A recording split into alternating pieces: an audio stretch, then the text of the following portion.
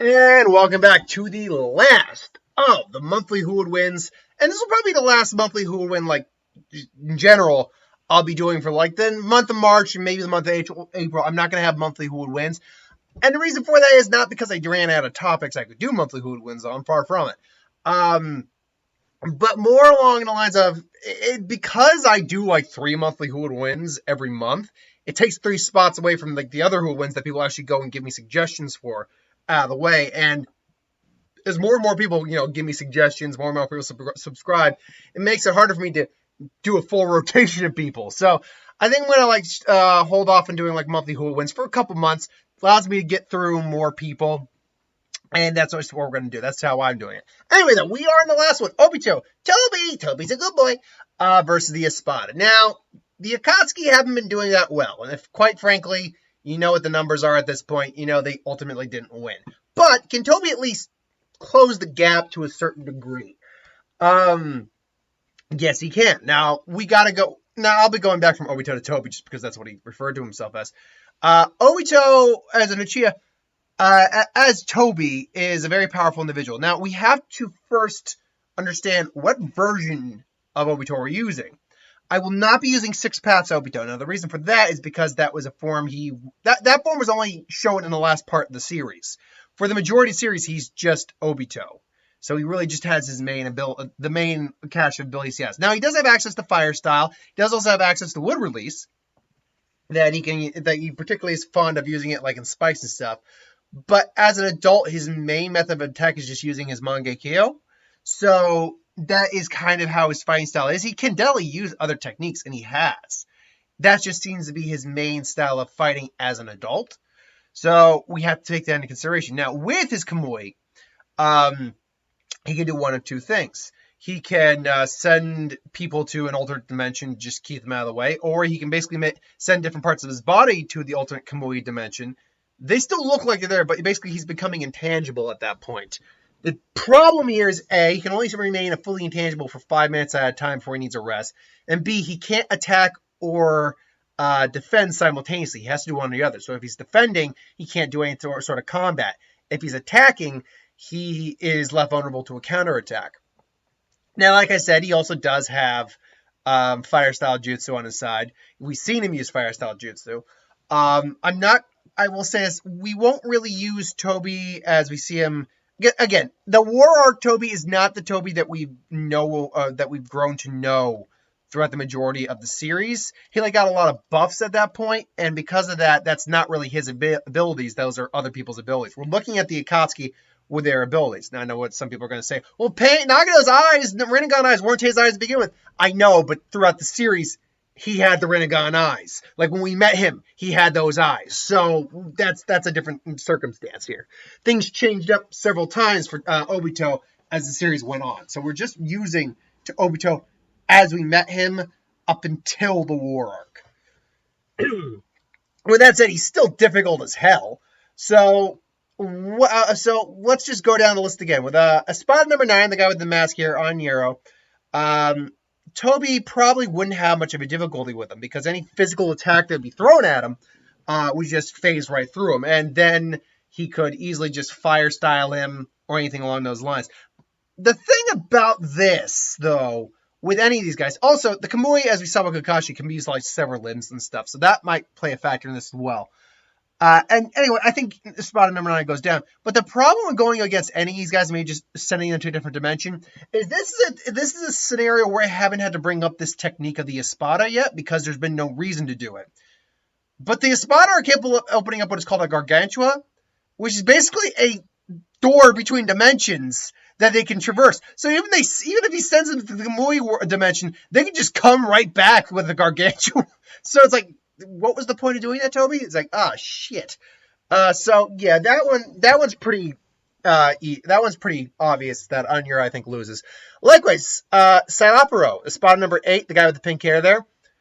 There's nothing he can really do. Like, hypothetically, any one of them could maintain a Sero on him for a while, but he would honestly just teleport away at that point. But the point being, any of his techniques involve physical contact of some kind. The liquid needs to get on your skin. which is possible. Like, Obito probably wouldn't necessarily recognize the liquid as a danger right off the bat. So it's possible he'd let that happen. But even if he did, he could just avoid the other Obito clones, so it wouldn't be an issue. And then Opero trying to basically make the little voodoo doll of him wouldn't work, because the minute he wraps Tobi up, Tobi would just phase right through it.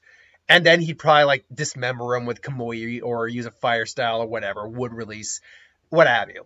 So yeah, he beats Espada number 8. Espada number 7 is a weird one. Now all the Espada are faster than Obito. That I have no doubt, because even his space-time ninjutsu, quite frankly, isn't that fast. Minato's space-time ninjutsu is far faster.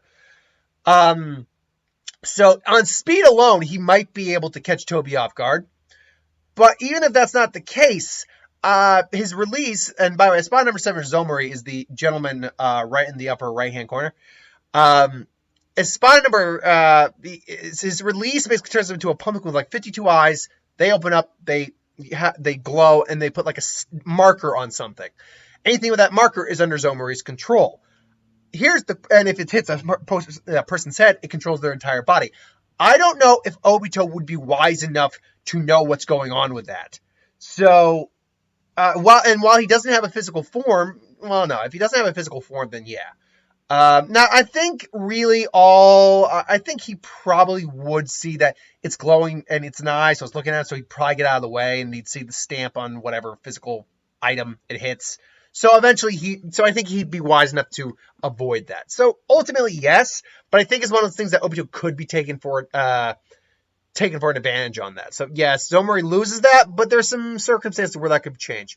Grimmjow, probably among the most famous, along with Ukihara, the blue crazy guy right in the corner, right in the middle of the bottom there.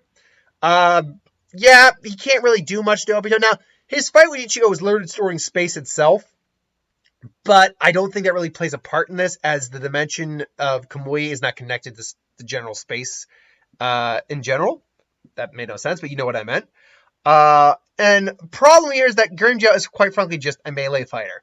Now, as we get to these higher realms of Espada, Rancor, all their speed goes up to the point where they might be able to just... Again, Zomori, I think, does ultimately lose. He's supposedly the fastest Espada. So there's circumstances where he could win on sheer speed alone and just, one-up Tobi. Grimmjow, in theory, could do that as well, but at the point where Grimmjow releases his Resurrection, which turns him into basically an armored Panther Man, Tobi would probably be on the defense a lot. Now, to be fair, he also might just tire Obito out. That could be a very likely scenario. I do think, though, he does lose against Grimmjow. He does win against Grimmjow. Same thing for Ninotauro, who is the guy who's kind of being obscured by the bottom of the S. His claim to fame is he's the most durable of the Espada. Like his hair, his armored skin is the most durable. But ultimately, that doesn't mean much if Obito can just be like, okay, bloop, I'm just gonna, pop your head off. Of course, that being said, Naruto would probably get out of the way before that happens. So really, the question is there anything Obito can do to actually put down Espada number 7? See, here's the problem for Obito, once again, these higher echelons of Espada. And even Grimmjow is an arguable, you can argue, could do this too, is that they ultimately could probably just wear him down. Now, Obito does also have access to Izanagi, which is basically you can make genjutsu reality. You can make illusions reality, but only for a moment, only for an instant. And then your eye closes because you lose the sight in that eye. But that really wouldn't do anything. It really wouldn't do anything at all. So, because, yeah, he could protect himself, but ultimately in a fight, what's that going to bring out? So, I think Naruto might ultimately wear him down, but if Obito is capable of maybe taking out a couple of his legs or something like that, even though his Naruto's regeneration is very high, he would still... I think he could still beat Naruto. With Ukihara, that's a problem, because Ukihara's regeneration is even on a higher realm than even Naruto, who already had pretty high regeneration as it was. His speed is no joke. His final release is basically like the devil, like a demon. His power feels like an ocean weighing down on it. He has the power of a nuke in a lance. Now, Obito could avoid this, but Ukihara moves at such speeds that, again, I use this as an example of how fast Ukihara became. Ichigo, the main character, was staring directly at him, saw him coming right towards him, still staring at him. All of a sudden, Ukiyora's hand was right here. He didn't even register that he moved. That's how fast he was. And I don't think Obito even though the Sharingan can perceive even the most fast of movements, it's not about whether you can perceive it, it's whether or not you can react to it. And while that being said, Obito might have his Kamui activated the entire time. Even he has a limit to how long he can do these things. I think Ukiyohara is someone who eventually will just outlast him. Because even if he takes off limbs, Ukiyohara can just regenerate him. Even if he sends Ukiyohara to another dimension, he'll just gargantuan out of that. And the Ukiyohara can just, spam Seru all day and night. Spare, the energy lance, which I can't remember, that's the power of a nuke. I can't remember the name of that technique, but he can just spam that for a little bit, even though he says even he has trouble controlling it. So I think Ukiyohara does win. Holybell, Holybell's technically stronger than Ukiyohara, even though he's the only one with a second release as far as we know. So he technically might be the strongest one. But Holybell she's number 3, but her abilities are mostly just water-based. She can fire Sarahs and stuff too. And she's very powerful, but she is just the number 3, and it's just water. So Obito can very easily not be hit by that, and I think he does beat her.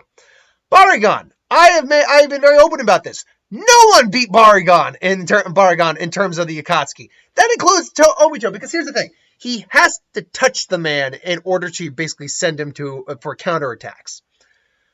Baragon's just going to teleport out of the way of any sort of normal Kamui. So he's got to touch him. The problem is that even in his base form, he can dilate time to the point where no matter what, you're slowing down. So Obito would register this, so he has to immediately go back into his phased form. And it's like, so you think? And here's the thing: they made Baragon. Baragon's an old man, but in the dub, I didn't like his voice. I think it was kind of like the actor who played the third Hokage's voice. I preferred. I thought it was going to be a deep voice. So you can avoid it, but can you avoid time itself? And basically, he turns into his Grim Reaper form with his Respira, which decays literally anything it touches. So Obito, again, trying to get in close, he's just going to get tagged by a Respira and then start rotting away. Now, he can start removing limbs, because part of his limbs are artificial, to avoid the long-term effects of this. But in an actual fight, Obito could not take on Baragon. He just could not. There's no way he can get an attack in, because even if he fires actual jutsu fur chains, fire style, wood style, Baragon's just going to decay it. That's just the way that's going to work. So ultimately, he can't beat Baragon. So that's 2 losses Obito's taken. Stark, you run into a bit of a similar problem that he had with Conan in that last fight, is that Stark can only spam so many Sero that the limitation of 5 minutes that Obito has would quickly be taxed, I think. Plus, sheer speed, the wolves would be a problem for him, simply because he wouldn't know how to gauge those things. And I think Stark is someone who can also beat him, just because of sheer speed, power, and technique alone. And his techniques aren't anything overly impressive. It's just he can spam Sarah all day, all night. And then finally with Yami. Yami, unfortunately, is basically like a giant kaiju in his release. He's sheer power, but he's easy to fool. He's not bright at all. So Obito, I think, will take the win over Yami. So, but he'll just send parts of his body away or something like that. But ultimately, that is the end of the Akatsuki versus Espada. So ultimately won. Well, if you were paying attention to the numbers, unfortunately, I lost the sheet that actually had my information on that, but it was the Espada who ultimately won by a pretty large margin. But once we got to the heavier hitters like Pain, Obito, Itachi, they were able to definitely at least close the margin by some degree. But ultimately, Espada, at least in my opinion, are the winners against the Akatsuki. What do you think? Ultimately, do you think the Akatsuki could have won the majority of the fights against the Espada, or do you think the Espadas were just too overwhelming? Let me know in the comments below. But thanks for watching. I hope you enjoyed. Like, comment, share, and subscribe. As always, if you want us to review something, put in the comments below. Let us know. I'll do a review of it at some point. So thanks for watching. I'll see you next time, folks.